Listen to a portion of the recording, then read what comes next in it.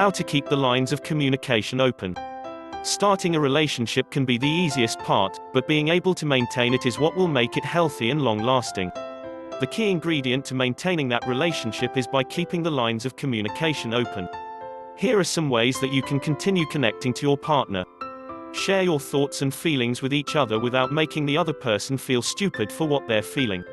You both need to be able to speak your mind without the other person rolling his eyes or scoffing at your remarks.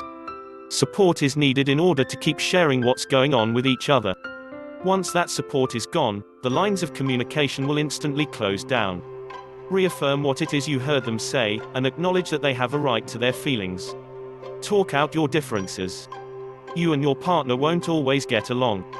There will be differences because it's a natural occurrence for all couples. The key is to be able to talk out those differences and come up with some kind of middle ground.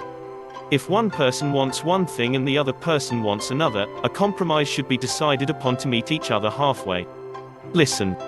Being able to listen to your partner when they need it encourages them to talk when they need to. Don't interrupt them. Let them say what they need to and then take your turn. When a partner feels that the other person isn't listening, their lines of communication close down. Build trust and honesty.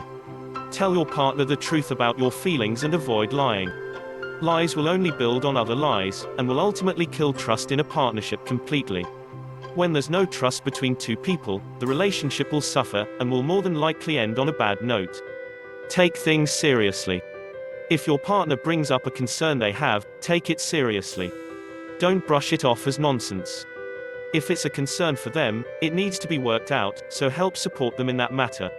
If you don't take it seriously, they won't take you seriously and communication will cease to exist. Stay positive. Maintain a positive attitude with your partner as much as possible. It's not always easy to do, but it is essential for communication.